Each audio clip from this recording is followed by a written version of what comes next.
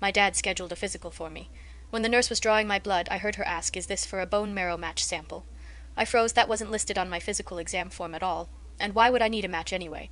The lab slip in the nurse's hand accidentally fluttered to the floor. As I bent to pick it up, a few lines of text jumped out at me. Patient, Chloe Davis, diagnosis, acute lymphoblastic leukemia, guardian signature Robert Anderson. Robert Anderson was my father, but who the hell was Chloe Davis? I called my dad right away. "Dad, why does my physical need a bone marrow match?" His voice wavered, sounding a little flustered. "Must be a hospital mix-up, right? But it is just another test. Can't hurt to do one more." I smiled and said okay. After hanging up, I went straight to the patient room listed on the lab slip. Walking into the room, I saw a girl lying in bed. Her face was pale, her body frail. Her eyes and eyebrows looked almost exactly like my dad's. My heart dropped. I clenched my hands and walked over, asking, "Are you Chloe Davis?" She looked up at me, startled. Before she could speak, a woman's voice came from behind her. I turned. It was her mom. She looked to be in her early 30s, pretty young, simply dressed, with a gentle, motherly vibe. She seemed flustered, her face pale, her hands shaking a little. "You must be one of Chloe's classmates, right?" Her voice was urgent and shaking. She rushed forward and grabbed my arm. "She needs to rest. Could you step out for a minute? I need to talk to you." I didn't refuse and followed her out of the room. In the hallway she visibly relaxed, then hesitated before speaking. I held up my medical form, cutting straight to the point.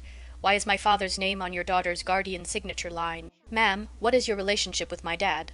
The hospital hallway was busy with people, and some who knew her walked by. She hadn't expected me to confront her directly. Her expression got even tenser, but she forced a smile and greeted her acquaintances. Then, with a strained smile, she tried to explain to me that signature. "My daughter is sick, and a generous charity is providing funding. The person in charge happened to be there when I was filling out paperwork, so they just signed casually." Her words were gentle, meant to calm my suspicions. But her eyes, fixed on me, held a hint of malice and a greedy glint. I met her gaze, staring right back. She looked a little guilty, instinctively running a hand through her hair. I noticed the diamond ring on her hand. It looked familiar.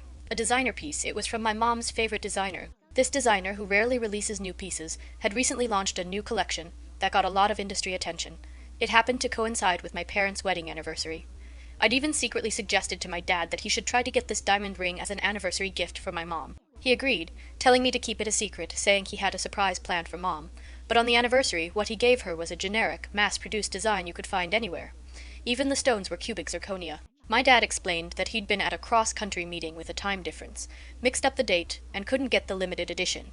He said he'd use a regular designer piece for now, and later contact the designer for a custom piece for Mom.